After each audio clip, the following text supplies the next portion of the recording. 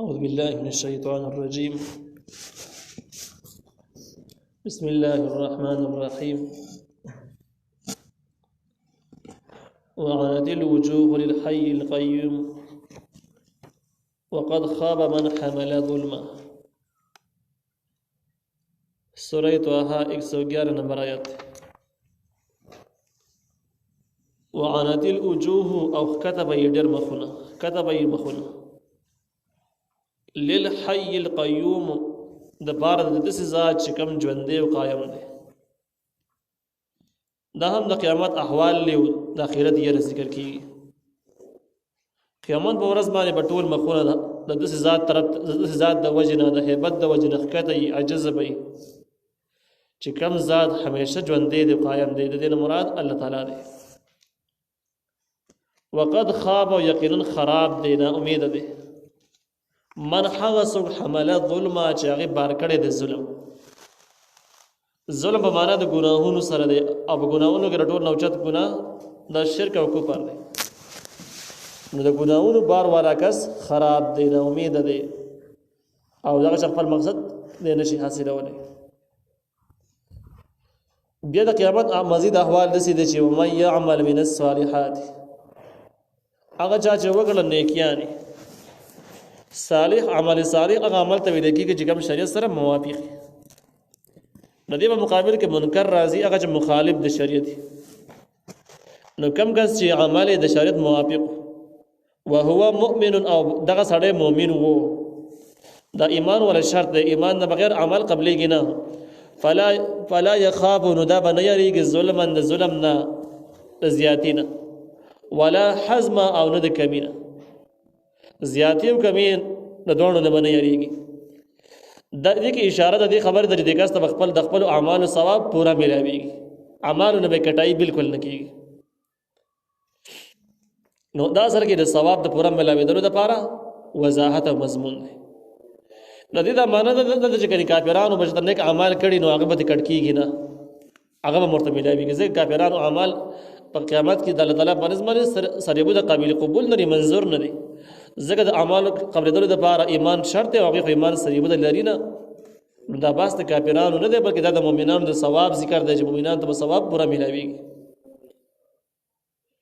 وکذالک همدغه شانت کې یعنی څنګه چې تاسو ته تیر احکام ذکر کړل او بیان کړل همدغه شانت الله تعالی انزلناه نازل کړي دي احکام الله قرآن عربيا خو د قرآن په عربی ژبه کې.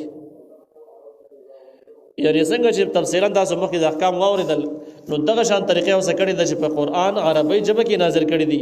وصرفنا والله موږ بیان کړلی فيه بدی کې من الوعید يرد عذابون لعلهم دې لپاره یتقون چې د خلک پرهیزګاران جوړ شي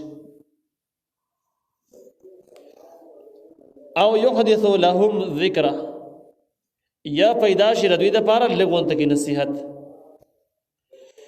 د دې حاصل دا دی چې څنګه د احکام تفصیلا الله تعالی ذکر کړو نو تفصیلی بیانول سره سم د سي هم وګړه چې په عربی کې ذکر کړو او د قران اولنی مخاطبین عرب خلق نو په عربی کې ذکر کول دومره تفصیلی ذکر کول بده کې د ټولو عذابونو یری بیانول دا دې کې د لپاره وځي چې خلک صحیح پرهیزګاران شي د الله تعالی نه صحیح ویری او ټول ګناهونو او جرایمونو توبه وباسي صحیح انسانان ته جوړ شي او که پورا یاره پکې پیدا نشي پورا ونه یریږي نو دومره خبرو شي چې بده کې بلغونده کې نصيحت پکې پیدا شي. لغونده کې نصيحت دا مطلب دا چې پورا مؤمنان نشي نو لغونده کې مایل خو بس سره شي. کله چې لغونده کې نصيحت پکې راغی لغونده کې مایل شو نو سر نصيحت په برځ کې قبول کی سو برځ کې قبول کی دا سه براجمه کی دا لګ براجمه کی یو ځری به ایمان راوړي یو ځری به مسلمان شي. نو دغه د پاره دومره تفصیل ترتیب وشو چې احکام تفصیلی ذکر شو د عذابونو یری تفصیلی ذکر شوی دغه ټول په عربی ژبه کې ذکر شوی چې عرب خلک به اول پوي شي او ویریږي دغه نصیحت پیدا شي د اولنې مخاطبین دي باقی انسانانو ته خطاب ورستو شي هغه ته دعوت او نصیحت ورستو ورسیږي.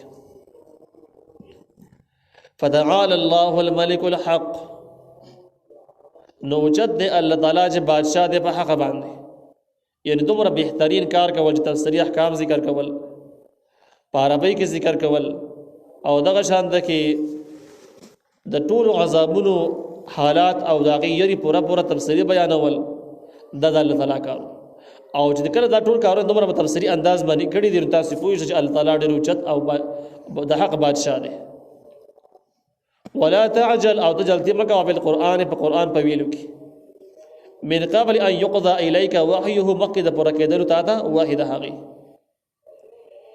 ندی آیات مبارک امام بخاری رحمه الله چې کوم روایت نقل کړي دغه دادي چې نبی عليه السلام ته کله قرآن وحي بنازل شو جبرائیل علیه السلام ورته اوروله نو نبی عليه السلام به حمد جبرائیل السلام خبر ته وږي خو دو هغه وحي به اوریدله اما سره سم لګیا او زر زر به وسره ویل چې تلفظ به وکړي چې رانه ير نشي او ډیر زیات ير او احتیاط به سرګنداو چې سسیس به کړه سټکه به کړه پاتې نشي کمې به کړه ونشي.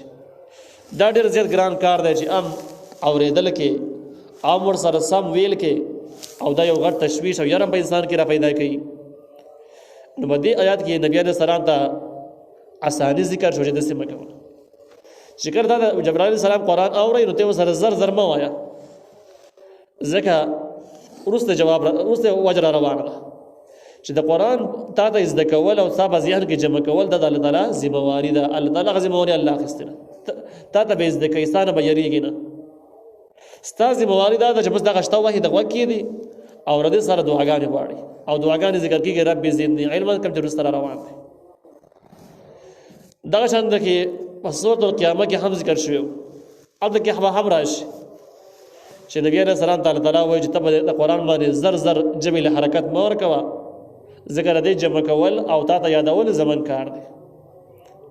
دې ذکر کې د هغه ذمہواری ذکر نشو ولا لیکن طریقه ذکر شو چې بس دغه دعا غواړه چې رب زدنی علما رب زما علم سیواک نو دغه دعا کې دن تا ته یادول وحی نازلېدل پاغه باندې پویدل دا ټول خبره به خود به خود شامل دي.